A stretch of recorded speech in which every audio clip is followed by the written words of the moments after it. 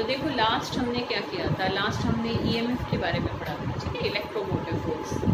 अच्छा, और हमने उसको ई नॉट सेल की फॉर्म में भी देखा था कि ई नॉट सेल बेसिकली क्या होता है, E naught cell is equal to E naught cathode minus E naught anode. ध्यान करो, एक ये फॉर्मूला करा था हमने उससे कि ई नॉट सेल बेसिकली क्या है, स्टैंडर्ड सेल पोटेंशियल, कि पूरे सेल की कितनी ताकत है, पूरे सेल का कितना पोटेंशियल है, कि कितना एक तरीके से वोल्टेज उससे निकल सकती है, कि उस सेल के अंदर जो भी केमिकल रिएक्शन हो रहा है या कितना करंट वो ड्रॉ कर सकता है। तो एक तरीके से पूरे सेल का जो पोटेंशियल है उसको हम क्या कहते हैं, उसको हम ई नॉट सेल से रिप्रेजेंट करते हैं। और हम उसको कैसे निकाल सकते हैं, E naught cathode minus E naught anode करके, क्योंकि सेल का पोटेंशियल बेसिकली किस पे डिपेंड कर रहा है, वो इलेक्ट्रोड्स के पोटेंशियल पर डिपेंड कर रहा है। तो जब हम कैथोड के स्टैंडर्ड रिडक्शन पोटेंशियल में से एनोड का स्टैंडर्ड रिडक्शन पोटेंशियल जब हम सब्ट्रैक्ट कर देंगे तो हमें क्या मिल जाएगा, पूरे सेल का पोटेंशियल मिल जाएगा, that is E naught cell. ठीक है बेटा, आ रही है बेटा बात समझ में। अब यहाँ पर देखो क्या है कि अब हम इसमें किस तरीके से निकालेंगे। देखो क्या होता है बेटा कि ई नॉट सेल तो हम किससे मेजर कर लेते हैं, ईएमएफ हम मेजर कर लेते हैं पोटेंशियोमीटर से। ठीक है बेटा, अब अगर हमें किसी पर्टिकुलर इलेक्ट्रोड का पोटेंशियल मेजर करना है, हम कहते हैं हमारे पास टेबल है, वहां से देख लेते हैं, पर वो टेबल पे भी तो कहीं से आया है ना। तो how can we measure the electrode potentials, कि हम किसी इलेक्ट्रोड का पोटेंशियल कैसे मेजर कर सकते हैं। देखो जब हम एक पूरा सेल बनाते हैं तो हम उस पूरे सेल की ईएमएफ को तो मेजर कर लेते हैं, पोटेंशियोमीटर एक अलग इंस्ट्रूमेंट होते हैं, उसे अटैच करके मेजर कर लेते हैं। अब हमें इन दोनों में से किसी एक का पोटेंशियल जब पता होगा तभी तो हम दूसरे का पोटेंशियल मेजर कर पाएंगे। ठीक है बेटा, तो हमारे पास क्या है कि कुछ स्टैंडर्ड इलेक्ट्रोड्स होते हैं, स्टैंडर्ड समझते हो ना, जैसे मान लो हमें किसी की लेंथ मेजर करनी है तो हम स्केल ले लेते हैं, या जो हमारा इंच टेप होती है उससे हम मेजर कर लेते हैं। तो हमारे पास कोई एक स्टैंडर्ड चीज है, उसकी हेल्प से हम बाकी की क्या कर लेते हैं, लेंथ मेजर कर लेते हैं। इस तरीके से अगर हमें किसी इलेक्ट्रोड का पोटेंशियल मेजर करना है तो हम उसको किससे अटैच करते हैं, हमारा जो स्टैंडर्ड इलेक्ट्रोड्स है ना उनके साथ अटैच करते हैं। उनकी वैल्यू हमने मान रखी है, उनकी वैल्यू हमें पहले से पता है, तो उस जिसके साथ हम अटैच करते हैं उस जो स्टैंडर्ड इलेक्ट्रोड्स हैं, कुछ ही होते हैं बेटा स्टैंडर्ड इलेक्ट्रोड्स, जिसमें से तुम्हारे 12th के लेवल पर हम एक ही स्टैंडर्ड इलेक्ट्रोड करेंगे, that is normal hydrogen electrode. कौन सा होता है वो, उसको NHE से भी रिप्रेजेंट करते हैं या हम SHE से भी रिप्रेजेंट करते हैं, नॉर्मल हाइड्रोजन इलेक्ट्रोड या स्टैंडर्ड हाइड्रोजन इलेक्ट्रोड। क्लियर बेटा, तो ये जो हाइड्रोजन इलेक्ट्रोड है, जो स्टैंडर्ड हाइड्रोजन इलेक्ट्रोड है, तो हमें जैसे मान लो जिंक इलेक्ट्रोड का पोटेंशियल मेजर करना है तो हम जिंक इलेक्ट्रोड को हाइड्रोजन इलेक्ट्रोड के साथ कनेक्ट कर देंगे। अब हाइड्रोजन का हमें पता है, उस पूरे सेल का हम पोटेंशियल हम कहाँ से मेजर कर लेंगे, पोटेंशियोमीटर से। तो हम किसका निकाल लेंगे, जिंक का निकाल लेंगे। तो वो कैसे निकालेंगे उसको अभी हम बाद में समझते हैं, पहले हम समझेंगे what is normal hydrogen electrode, कि एक्चुअल में क्या है। NHE का हम पूरा सेटअप देखेंगे, उसका कितना इलेक्ट्रोड पोटेंशियल हम मानकर चलते हैं, कैसे उसको रिप्रेजेंट कर सकते हैं, तो हम उसको उसके बारे में पहले पूरा जानेंगे। ठीक है, तो उसके ऊपर अलग से भी क्वेश्चन आ जाता है कि right a short note on normal hydrogen electrode, पूरा 3-3 नंबर, इवन 5-5 नंबर में भी कई बार आ जाता है, एक आध न्यूमेरिकल के साथ अटैच हो। ठीक है बेटा, तो हम पहले अब नॉर्मल हाइड्रोजन इलेक्ट्रोड करने जा रहे हैं। तो समझ में आया कि हम उसको क्यों कर रहे हैं, क्योंकि वो एक स्टैंडर्ड इलेक्ट्रोड है और उसकी हेल्प से हम बाकी इलेक्ट्रोड्स का पोटेंशियल मेजर कर सकते हैं। ठीक है, क्लियर बेटा। तो देखो नॉर्मल हाइड्रोजन इलेक्ट्रोड की हम पूरा सेटअप देखेंगे। ये देखो नॉर्मल हाइड्रोजन इलेक्ट्रोड में बेसिकली क्या होता है, देखो एक ना हम ऐसे प्लेटिनम की फॉइल लेते हैं, ठीक है, और उसको प्लेटिनम ब्लैक से ही हम उसको ऐसे ही क्या कर देते हैं, कोट कर देते हैं।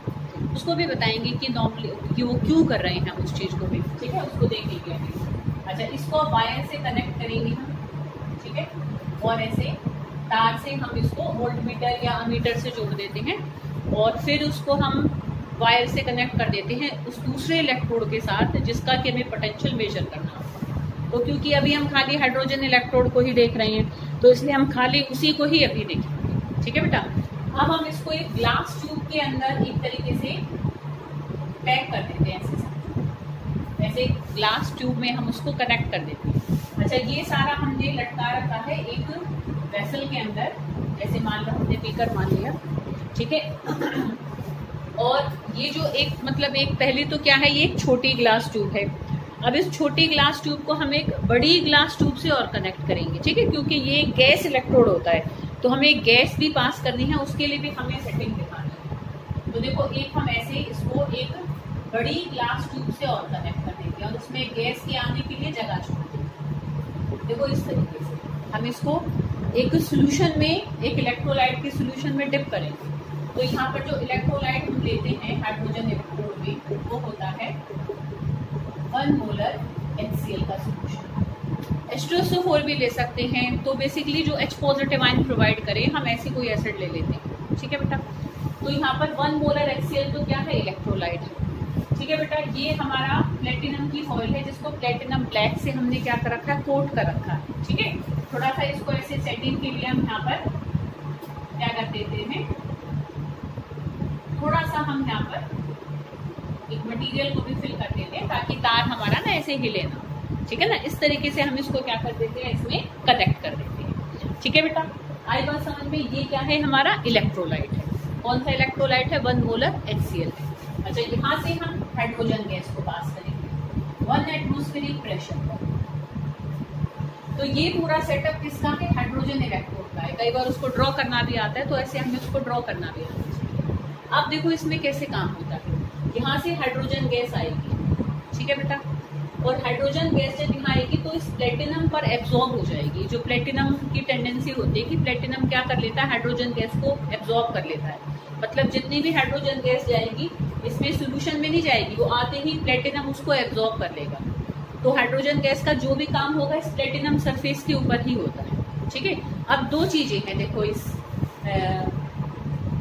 इलेक्ट्रोड, इस पूरे सेल के अंदर एक तरीके से, मतलब ये जो हाफ सेल है हमारा, ये आधा सेल है ना, तो इलेक्ट्रोड का काम तो हमारा ये हाइड्रोजन गैस और ये प्लेटिनम फॉइल और ये H पॉजिटिव आयन कर रही है। इस पूरे सेटअप को हम क्या कहेंगे, एक तरीके से ये हाफ सेल है, जिसको कि आगे चलकर हम कनेक्ट करेंगे किसी और के साथ, दूसरे हाफ सेल के साथ, तभी पूरा सर्किट कंप्लीट होगा। और हम उस पूरे सेल का पोटेंशियल पोटेंशियोमीटर से देख लेंगे, ठीक है। और इसकी हेल्प से हम दूसरे इलेक्ट्रोड का पोटेंशियल अभी निकालेंगे। पहले हम हाइड्रोजन इलेक्ट्रोड को समझते हैं, ठीक है। यहाँ तक आई बात समझ में कि ऐसे ऐसे सेटअप है। अब हम इसमें देखेंगे कि काम कैसे होगा और रिएक्शंस कैसे कैसे होंगे, ठीक है। अब देखो बेटा, ये जो हाइड्रोजन इलेक्ट्रोड है ये एनोड भी एक्ट करता है, कैथोड भी एक्ट करता है, depending upon the electrode with which it is connected, जिसके साथ हम इसको जोड़ेंगे। अब देखो, अगर जिसके साथ हम इसको जोड़ रहे हैं उसकी अगर ज्यादा ताकत है इससे इलेक्ट्रॉन लेने की, ठीक है, मतलब जिस भी हम उसके साथ कनेक्ट करेंगे एलिमेंट के साथ, अगर उसका साइज से एक तरीके से छोटा है, अरे बेटा बात समझ में, ठीक है ना, तो वो इससे इलेक्ट्रॉन खींच लेगा। मतलब इससे ज्यादा ताकतवर के साथ अगर हम इसको कनेक्ट करेंगे तब इसको इलेक्ट्रॉन देने पड़ेंगे, तब ये एनोड बिहेव करेगा। अरे बेटा बात समझ में। जब ये एनोड बिहेव करेगा तो देखो इसमें क्या रिएक्शन होंगे, ठीक है। आई बात समझ में कि हमने इस तार को जोड़ेंगे वोल्ट मीटर के साथ या मीटर के साथ, फिर उसको जोड़ेंगे हम, जैसे हमने इलेक्ट्रोकेमिकल सेल बनाया था, 2 हाफ सेल्स बनाए थे ना बेटा, ठीक है। तो फिर उस अमीटर को हम जोड़ेंगे दूसरे हाफ सेल के साथ, जिसका कि इलेक्ट्रोड पोटेंशियल हमें मेजर करना है, ठीक है बेटा। अब अगर वो इससे ज्यादा ताकतवर है तब इसको इलेक्ट्रॉन देने पड़ेंगे, तब ये एनोड बिहेव करेगा। तो जब ये एनोड बिहेव करेगा तो देखो बेटा इस पर क्या रिएक्शन होगा। जब ये एनोड बिहेव करेगा तो ये जो हाइड्रोजन गैस है ये H पॉजिटिव आयन में कन्वर्ट हो जाएगी by the loss of 2 electron, तब ये होगा इसमें, ठीक है। H पॉजिटिव आयन बनेंगे, सोल्यूशन में मिक्स हो जाएंगे और वो इलेक्ट्रॉन फ्लो करके वोल्ट मीटर से होते हुए दूसरे इलेक्ट्रोड खींच लेगा उसको।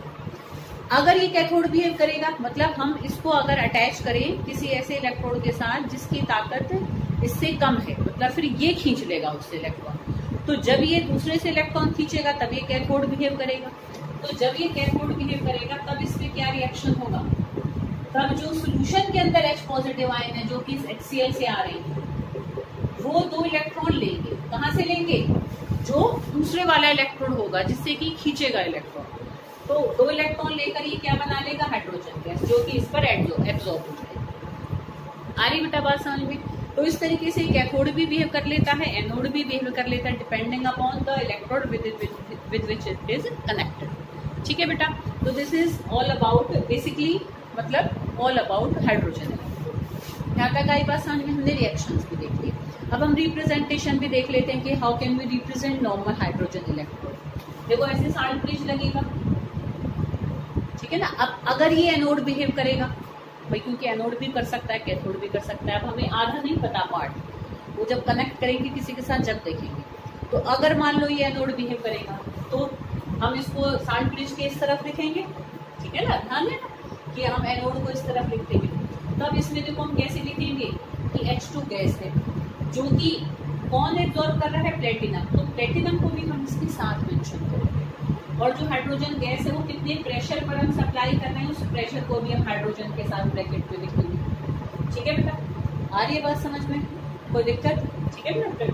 तो यहाँ पर हम कैसे शो करेंगे कि अगर ये हमारा एनोड बिहेव कर रहा है तब पहले तो क्या थी हाइड्रोजन गैस, और वो किस में कन्वर्ट होगा, H पॉजिटिव आयन में कन्वर्ट होगा, और वो H पॉजिटिव आयन इस सोल्यूशन में जाएगा, उसकी हम कंसेंट्रेशन को मेंशन करेंगे। ठीक है, क्लियर?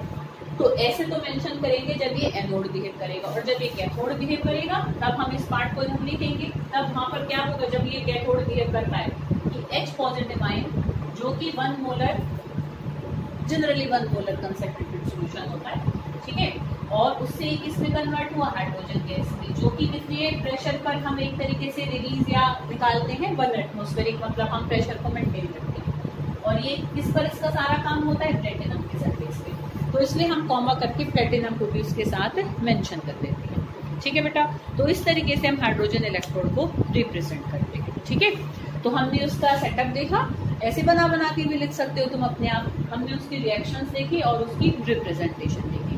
अच्छा, इसका कितना इलेक्ट्रोड पोटेंशियल हम मानकर चलेंगे। अब हम कह रहे हैं ना कि ये तो स्टैंडर्ड इलेक्ट्रोड है, हमें पता है इसका इलेक्ट्रोड पोटेंशियल, तो जब हम उस फॉर्मूले में पुट करेंगे E0 cell is equal to E0 cathode minus E net over, तो उसमें अगर ये कैथोड बिहेव कर रहा है तो वहां हम इसकी वैल्यू रखेंगे। अगर ये एनोड बिहेव कर रहा है जिसके साथ भी कनेक्ट कर रहे हैं, ठीक है, तब वहां हम इसकी वैल्यू रखेंगे। और क्या वैल्यू रखेंगे, इसकी वैल्यू हम लेकर चलते हैं 0। ठीक है, कितनी होती है इसकी, E0, ऐसे करके हम, क्योंकि हम इसको रिडक्शन पोटेंशियल की फॉर्म में लिखेंगे तो हम इसको इस तरीके से लिखेंगे।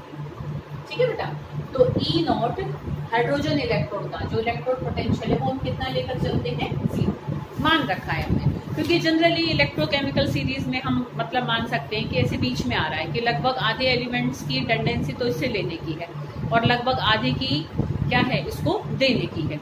तो इसलिए भाई ना तो इसका हम रिडक्शन पोटेंशियल नेगेटिव माने ना पॉजिटिव माने, कि ना बहुत ज्यादा टेंडेंसी लेने की है ना बहुत ज्यादा देने की है, तो बीच का सा है। तो हमने इसकी वैल्यू क्या मान रखी है, 0। ठीक है, तो इसकी वैल्यू को मेंशन कर दो। जब इसके ऊपर नोट आए एनोड और कैथोड की रिएक्शंस मेंशन कर दें, हम इसका डायग्राम बना दें, इसका सेटअप थोड़ा सा लिख दें और इसकी सेल्फ रिप्रेजेंटेशन मेंशन कर दें। ठीक है, तो this is all about hydrogen electrode.